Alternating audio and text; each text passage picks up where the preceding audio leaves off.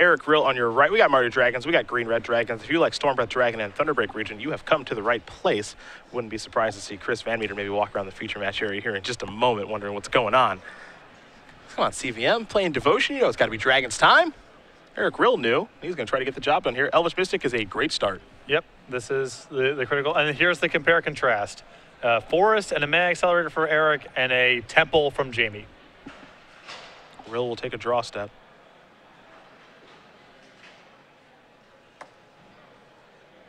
I think maybe he was looking for an untapped red source to be able to play a turn 2 Goblin Rabblemaster, but instead it was just a Temple of Abandon. So Rill gets the scry. That card's going to stay on top. Mystic going to come in for 1. Kelly down to 19. Yeah, talk about getting out in front of the action. A turn 2 Rabblemaster on the play. Yeah. Draconic Roar is going to slow down that Elvish Mystic. That's a good idea. Stormbreath Dragon is a reveal there for Kelly. Back to Rill will go. Rill with a Mountain. And now a Rabblemaster. A Goblin token will join. Attack for 1 is going to bring Kelly down to 18. And that Draconic Roar Jamie used there was to prevent Eric from casting Thunderbreak Regent the following turn, but opened up the door for Goblin Rabblemaster. Haven of the Spirit Dragon into a Goblin Rabblemaster here from Kelly. He'll make a Goblin. That'll die, of course. Pass a turn back. Rill will take a draw step. If he's got a way to get this Goblin Rabblemaster off the board, it gets pretty ugly here for Jamie Kelly. Yeah, Jamie's already in trouble. Rill going to play another Goblin Rabblemaster, which will bring 2 Goblins now. They're all going to come into the red zone, of course. Rabblmasters will trade, but 3 damage is going to come through. And even though this is a Green or Dragon stack, we've seen Rill win so many games this way this weekend. And this is what Eric has to do to be able to win this game, is get out in front of the action. The later the game goes, the better it is for Jamie. Rabblemaster number 2. You can see the difference between that card on the play and on the draw. Here's a roast. Now Rill might be able to run away with this thing. He'll play a Temple. Take a look at the top card. Leave it on top. Goblin token. Trigger from the Rabblemaster. Whole bunch of damage. Looks like it's 10. And the leftovers are 2 Stormbreath Dragons. Not bad. Oh, boy. You can thought seize me if you want. Yep, there goes 1 Stormbreath Dragon. That game was quick. Eric Rill going to win game 1 here over Jamie Kelly. Green Red Dragons. Being on the play is a lot different than being on the draw. Up a game here over Mardu Dragons. My goodness. All right, 2 minutes, 8 seconds. Not bad. Looking for a finals record, perhaps? I don't know. We'll take a look at the sideboards here to start.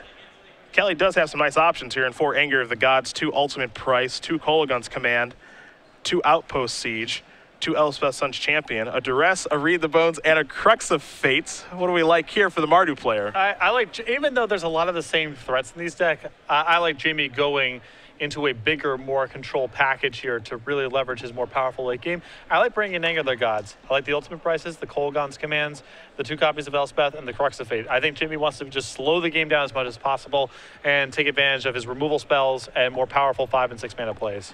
For Rill, he's got a Den Protector, a Reclamation Sage, an Outpost Siege, a Twin Bolt, a Wild Slash, a Chandra Power Master, and a Roast to go along with 2 Nissa World Wakers, 2 Xenagos the Reveler, 2 Arc Lightning, and 2 Barrage of Boulders. There's not really a lot going on the sideboard that I'm thrilled with because none of these cards are particularly good against Jamie converting into a big deck, nor is there a lot of action against Flyers. I suppose if you're expecting a slower game with a lot more removal, the Den Protector and the Outpost Siege are pretty easy to bring in. The Planeswalkers are a little bit dodgy just because Jamie has so much haste, but if he's expecting the game to really slow down, he might want to go to those as well. These players going to shuffle up here for game number 2 as Rill did win game number 1 very quickly. We will talk about the Grand Prix that is taking place in London August 14th through the 16th. Before we had to hide what the playmat was going to be, but no longer is Ravaging Blaze, a card that was drawn by Alexi Bricklot from Magic Origins, along with these sweet tokens from the Versus series, Brian Braun, Chris Van Meter, Brad Nelson, Todd Anderson, and Tom Ross. Those are registration rewards, some pretty good ones there. And you can tell why we had to keep it under wraps. This is from Magic Origins, a set that actually hasn't been released yet. So very excited about that. Our guest of honor, John Avon, Alexi Bricklot. 2 awesome artists, and if you were not at Grand Prix Charlotte, you didn't see the lines for Therese Nilsson and Volkan Baga, trust us when we say you better get in line early. Yeah, with Bricklaw, you get an opportunity to get your playmat signed there at the event, and John Avon, one of Magic's most celebrated artists. The lines are going to be long, but it's well worth it. The Versus Series seminar and the meet and greet here by our Versus Series All-Stars, of course, Todd, Brad, Tom, BBD, and CVM. Little seminar, little meet and greet, sign some cards, all that good stuff. We got to do one of those at Charlotte. A lot of fun. A lot of fun. You get to talk about the deck you're playing. You get some great advice from the 5 of these guys and opportunity to get some stuff signed. Just hang out. Be a lot of fun. This was very popular at Grand Prix Charlotte, which, if you think about it, not much of a surprise with how Magic tournaments are nowadays. Not everyone wants to play in the main event, which can be like 3,000 people, and we expect London to be pretty large. But if you want to play and just a couple of challenge events, here's the way to do it. Yeah, we have 4-round challenges that run periodically, a variety of formats. For 25 pounds, you get a one-day badge that allows you to play in all of the challenge events for that day. That comes with a side event voucher, which you can use for an 8-person draft or a win-it box constructed event. For 65 pounds, you get a 3-day badge that allows you to play in all the events Friday, Saturday, and Sunday. Comes with 2 side event vouchers, and most importantly, the Grand Prix playmat. So if you're looking to get the Grand Prix playmat without participating in the main event, the 3-day Infinite Challenge badge is the way to go. It's all about customizing your experience now at Grand Prix as well with our new tiered registration, which was very successful at Grand Prix Charlotte. You can do the basic cable with the bronze. That's 40 pounds. You get a playmat, a Gristle brand, a month of premium, and the Versus Series tokens. You can go all the way up to platinum again, which was very popular at Grand Prix Charlotte with that playmat, a Gristle brand, a year of premium, 3 packs of sleeves, 2 side event vouchers, Versus Series tokens, both non-foil and foil, exclusive pin, water bottle, VIP badge, VIP lounge access, and there's even more stuff that we haven't even listed there just yet. StarCityGames.com/GP London, August 14th through the 16th. Pre-register now, get it out of the way, meet some great artists, meet the stars of the Versus Series as well. Yeah, you can pre-register right now. It's something you're going to want to consider doing, especially if you're looking at some of those higher tier of registrations, because we anticipate those selling out very quickly. I promise you this much, it's going to be a big tournament. Yes. This thing's going to be no joke. So we look forward to seeing everybody there as Jamie Kelly gets ready here for game number 2 against Eric Rill. Kelly will be on the play with Mardu Dragons. Got ran out of the gym that game. Yeah, that was Eric's draw right there. His man acceleration, allowing him to be ahead of schedule. Jamie never being able to come back and not take advantage of his more powerful late-end spells. So we'll see what Kelly can do on the play here. Rill showed the power of Elvish Mystic there, and Draconic Roar having to kill that means it didn't have an answer to Goblin Rabblemaster. And that was really all the difference in the game. Rill's draw was fantastic there. We'll see if Kelly is up to the task here for game number 2. He's going to keep. Rill going to take a look at his hand. We'll see if he wants to keep it. Appears he's happy enough. A Temple of Silence is how Kelly will start things. He's going to put that card to the bottom. We'll head Rill's way. Does he have an Elvish Mystic to start? Nope, just a Temple of Abandon. Take a look at that top card. We'll see where it goes here for Rill. To the bottom as we go to Kelly. Kelly will take a draw step. Nomad Outpost the draw. He'll go with the Temple, however. That card's going to go to the bottom too, so Jamie Kelly not finding what he's looking for with the Scries. It's a Wooded Foothills, and just a passing of the turn there for Rill.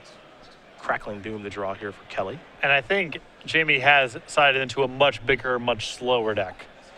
With Rill not jumping out very quickly this game, this is the kind of start that Jamie Kelly wants to see on the other side of the table. Exactly, and I think cards like Goblin Rabblemaster, Secret of the Way, Soulfire Grandmaster, some number of those cards have been cut out of Jamie's deck as he's settled in for more of an Anger of the Gods removal spell into Elspeth kind of game plan. He already has a copy of Anger of the Gods in hand right now. See Rill sacrifice that Wooded Foothills, go down to 19. There's a Forest. Here's Death Mist Raptor.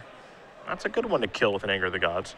Although I like Eric starting there, you know, he's anticipating Jamie has a removal spell, so he's trying to lead with the threat that it's awkward to use an instant speed removal spell on. A Temple here from Kelly. That card, let's go into the bottom as well. What's next here for Rill? A couple copies of Crater Claws in hand. It's a Rabblemaster. That'll bring a Goblin along with it. Kelly gonna go down to 19. Tie game right now. Go back to Kelly. He'll take a draw step. Looks like he did pick up a copy of Soulfire Grandmaster in combination with Anger of the Gods. Bit of a combo there. People love to keep 2 Doves creatures in their deck when they bring in Anger of the Gods. It's risky. It's a different game.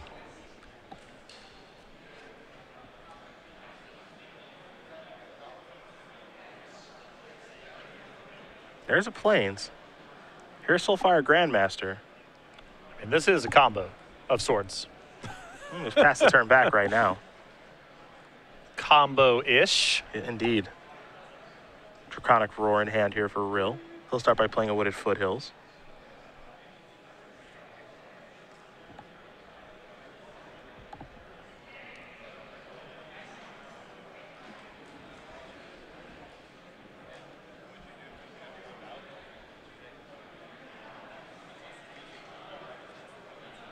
It's time for a Crackling Doom. Here's Draconic Roar. This is in response to the Doom so that no life is gained. So there goes the Soulfire Grandmaster. Really nice sequencing there from Eric. Now an attack for 1. Doesn't want Jamie to pick up those life points for free. Pass that turn back. Kelly does have a copy of Stormbreath Dragon in hand, along with another copy of Anger of the Gods. Here comes the Dragon. There's no mid outpost. Pass the turn back. See if Rill wants to sacrifice the fetch land here.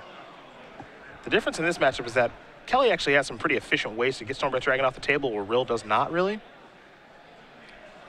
That is where Jamie's edge is. Yeah. It's in the longer games where he's able to take advantage of the fact that he has cards like Crackling Doom, Murderous Cut, and so forth. Also, Kelly is 1 land away from going monstrous with the Stormbreath Dragon, which is very scary as well. The problem is that if he goes attack and monstrous Stormbreath Dragon, assuming that Eric's play this turn is his own Stormbreath Dragon, Eric could easily crack back for lethal with Crater's Claws. Looks like he's just going to claws right now and get that Stormbreath Dragon off the table. Attack for 1 with the Goblin. Pass that turn back. Kelly will take a draw step here.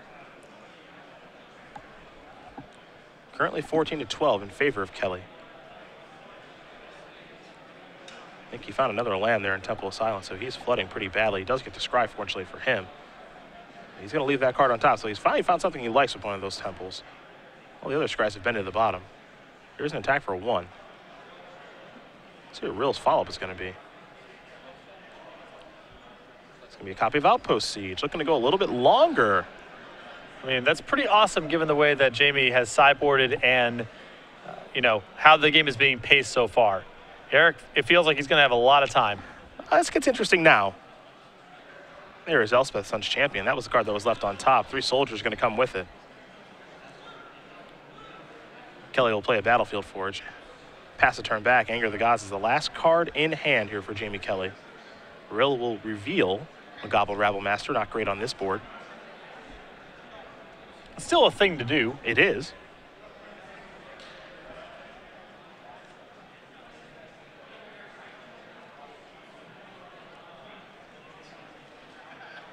See Rill's hand, Stormbreath Dragon, Crater's Claws, and a Mountain.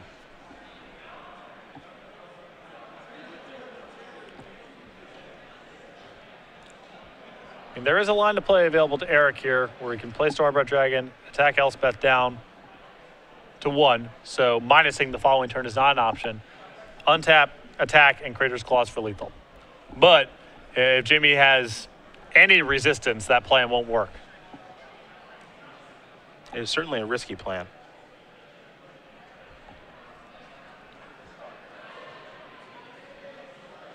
Looks like he's just going to claws to take care of Elspeth.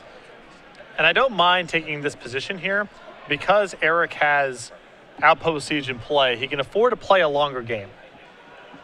He'll pass the turn back over to Kelly. See what Kelly's draw is now. A copy of Thoughtseize. Pretty good.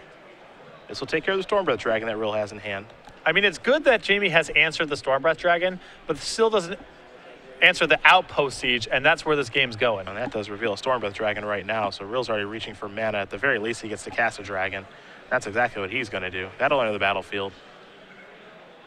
Now it's going to come to the red zone. Kelly is down to 7. There's a Mountain past the turn back. He'll take a draw step here. He picked up a Stormbreath Dragon of his own.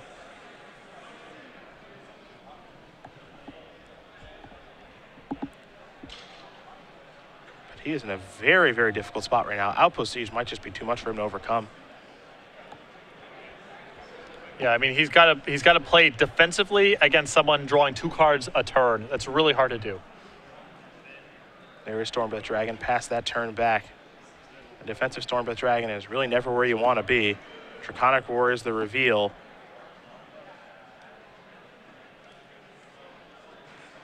We're going to count how much mana he has access to here. I mean, Jamie's forced to chump block here if Eric goes monstrous. I'd be surprised if he didn't. Draconic Roar, not a bad place to start. Get a token out of there. He's got a dragon on the battlefield, so gets to deal 3 points of damage there. Here's a Temple. Take a look at that top card. See if he wants to keep it. Looks like he does. Now he attacks. Modern Premier IQ players, that is time in the round. Active player completes your turn when they complete the There's your activation of Monstrosity. Please call for a judge. That's time in the round. Kelly will draw. Picked up a copy of Crux of Fate. That's an answer to the problem. Again, sort of. I mean, he's not dead this turn, but Outpost Siege is still doing his thing. Rill will draw. Haven of the Spirit Dragon, Stormbreath Dragon was going to be the draw, and that is going to do it. Eric the Thrill Rill Assassin. He gets the job done with Green-Red Dragons over Jamie Kelly, and this is a 5th Open Series win. He is your standard Open champion here in Indianapolis. Congratulations to him. And the way that Jamie sideboarded, you know, he was settling in for a long